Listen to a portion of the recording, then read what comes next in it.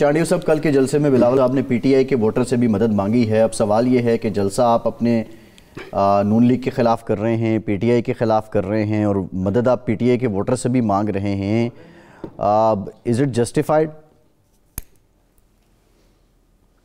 میں گزارش کروں آپ سے کہ میں یہ کہتا رہا ہوں کہ ہارنا جیتنا ایک الگ مسئلہ ہے, لیکن پنجاب میں پیپلز پارٹی کی موجودگی کہ سب گواہ ہے کہ وہ آج بھی ہے.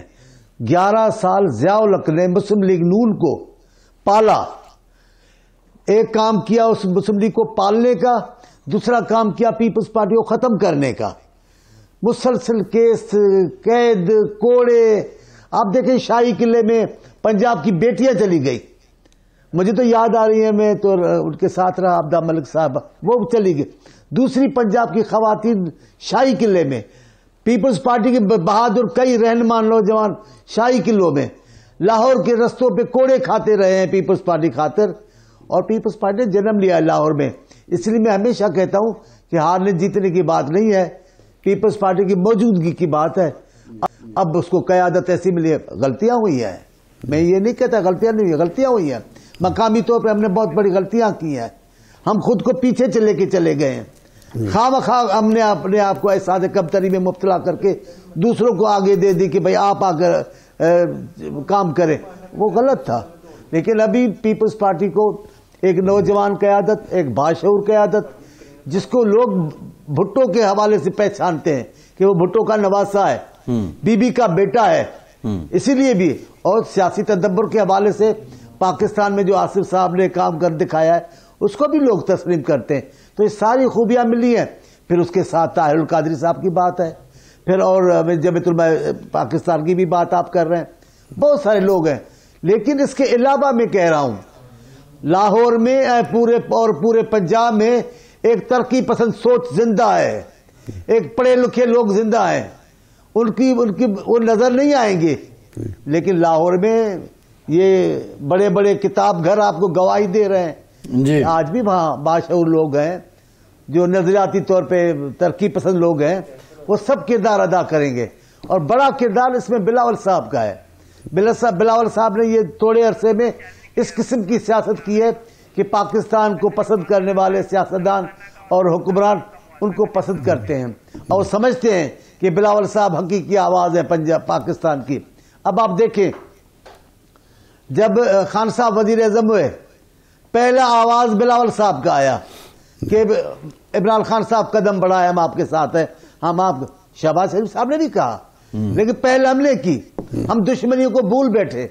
پاکستان, ہم سمجھتے تھے پاکستان ایسے بحران میں ہے جس میں ایک پارٹی کا کام نہیں ہے, سب مل جل کر ہم کام کریں تو پاکستان کے عوام کی جان مصیبتوں سے چھڑا سکتے ہیں. لیکن بدقسمتی سے خان صاحب کو وہ سیاست ہی کرنے نہیں آئی, یا کرنی نہیں تھی, جس میں عوام کی شرکت ہوتی, جس میں سارے لوگ آتے, اور اس ساری چیزوں نے کیا. لیکن بلاول صاحب مسلسل کام کرتے رہے. ابھی پچھلی حکومت جو مشترکہ حکومت تھی پیپلز پارٹی کی, نون لیگ کی اور جماعتوں کی, اس میں جو حصہ بلاول صاحب کو دیا گیا اس میں باکمال انہوں نے کردار ادا کیا ہے.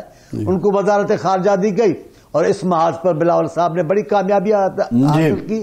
میرے کو تو ابھی کل ہی کی تو بات ہے کہ شہباز شریف صاحب نے کہا کہ بلاول صاحب کو اب خراج تحسین پیش کرتے ہیں. انہوں نے پاکستان کے لیے محاذ پر بہت بڑی کامیابی حاصل کی ہے. اسی طریقے سے میں کہتا ہوں کہ پیپلز پارٹی موجود ہے. پیپلز پارٹی کا جنم لاہور میں ہوا ہے. ابھی ہماری کوتاہیاں تھیں.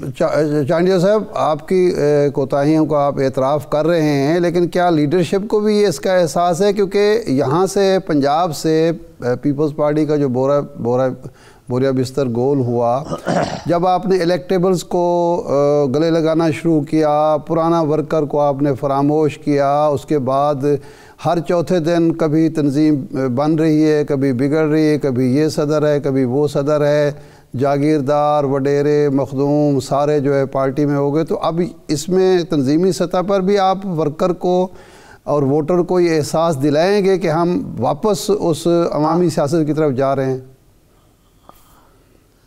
میں آپ کو ایک پہلی بات بتا دوں, پیپلز پارٹی میں سب لوگوں کی امید پہلے نمبر پہ قیادت پہ ہوتی ہے, اور پیپلز پارٹی کامیابی کا سہرا پیپلز پارٹی کے قائد پر ہوتا ہے.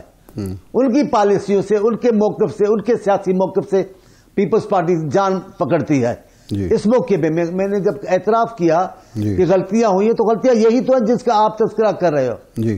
میں نے ایک وزیر کو دیکھا، مرکزی وزیر کو، پنجاب سے تھے، اللہ ان کو غریق رحمت کرے، وہ ورکر کو عوام کو ہاتھ ملا کر ہاتھ دھو رہے تھے. ہم تو رو رہے تھے، یہ کیسے پیپلز پارٹی آگے بڑھے گی. پھر جو لوگ بڑے بڑے لوگ تھے وہ خاموش بھی ہوتے چلے گئے، کچھ نکالے گئے، کچھ ٹھنڈے کر دیے گئے. یہ ایک سازش تھی. ضیاء الحق کے زمانے میں بہت سارے طریقوں سے کام ہوا پیپلز پارٹی کے لوگوں کو مایوس کرنے میں اور پیپلز پارٹی کو خاموش کروانے میں. ایک نہیں، ضیاء الحق کی جتنی بدعتیں تھیں ان سب کا اثر پیپلز پارٹی میں پڑ رہا تھا، کیونکہ دوسری پارٹی تھی ہی نہیں، مقابلے میں پارٹی تھی نہیں، کس کے خلاف کرتے. ضیاء الحق کا سارا زور پیپلز پارٹی پہ تھا. اور اب الحمدللہ بی بی آئی، بی بی نے کچھ گردن اٹھانے کی جرت دی کارکنوں کو. چانڈیہ صاحب، آصف صاحب آئے، انہوں نے اپنی صدارت میں پنجاب میں کام کیا.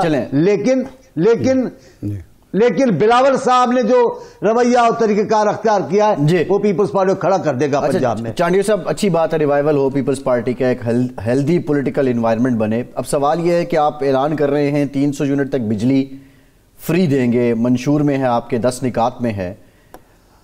کیسے فری دے دیں گے 300 یونٹ تک؟ جو معاشی ماہرین ہیں اور جو نگراں حکومت کے وزیر ہیں وہ تو یہ کہہ رہے ہیں ملک کے موجودہ معاشی حالات میں یہ تو پریکٹیکلی پاسبل ہی نہیں ہے. ہمارے معاشی طور محاذ پہ جو کام کرنے والے ہیں ان میں اور خان صاحب کے دوستوں میں زمین آسمان کا فرق ہے. وہ آئے اور انہوں نے حقیقتوں سے منہ موڑا.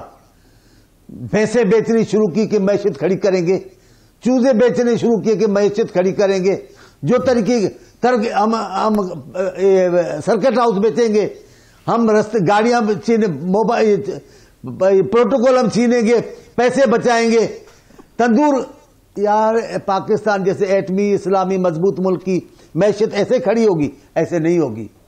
بلاول صاحب کے پاس ایک بہترین ٹیم ہے اور خود بھی بڑے انداز سے کام کرتے ہیں. اور مجھے بڑا فخر ہے آصف صاحب کی پالیسیوں پر کہ آصف صاحب نے جب بدترین ادھر سیلاب آیا تو بھی آصف صاحب کی پالیسی کامیاب گئی اور ہم بحران سے بچ گئے. ابھی بھی ساری قیادت بیٹھی ہے، سب اپنے اپنے کام کے ماہر ہیں. اللہ سے امید ہے، پاکستان کے عوام سے امید ہے، وہ اعتماد کریں گے، یہ درست فیصلہ کریں گے، انشاءاللہ بحران سے نکل جائیں گے. اچھا چانڈیہ صاحب، 15 سال سے سندھ میں آپ کی حکومت ہے، آپ 1500 تو کیا 300 تو کیا 100 یونٹ بجلی نہیں دے سکے. 16 ماہ آپ حکومت کا حصہ تھے. IMF کی جتنی شرائط تھیں وہ مانی گئیں، آپ نے بھی مانی، اور مسلم لیگ نون تو ظاہر ہے مان رہی تھی، ان کا تو ویسے بھی ایجنڈا یہی تھا. تو اب ذرا تھوڑا سا پریکٹیکلی ہمیں بتایا جائے نا جی. ایک IMF کے ہم محتاج ہیں، معاہدے میں ہیں، کیا آپ IMF کو گڈ بائی کہیں گے اور اپنی پالیسی چلائیں گے اور پھر یہ سبسڈی دے سکیں گے؟ دیکھیں، میں ایک عرض کروں، میں اتنا کوئی معاشی معاملات کا ماہر نہیں ہوں، لیکن بظاہر جو چیزیں ہیں وہ آپ دیکھ سکتے ہیں. IMF کے معاملے میں پاکستان کی ایک بھی حکومت نہیں ہے جس نے IMF کے ساتھ تعاون نہ کیا ہو یا اس سے مدد نہ مانگی ہو. لیکن یہ خان صاحب کے معاملات تھے، وہ جا رہے تھے معاملات کو بگاڑ کر جا رہے تھے. اگر وہ معاملات کو نہیں بگاڑ کے جاتے، آج پاکستان کے تمام معاشی ماہرین اس کا ذمہ دار عمران خان صاحب کو کہتے ہیں. اب ہماری بجلی کا معاملہ ہے، آپ دیکھیں، اگر آج سے پہلی حکومت میں اگر تھر کوئلے پر کام ہوتا تو میں سمجھتا ہوں بجلی کا بحران ختم ہو جاتا.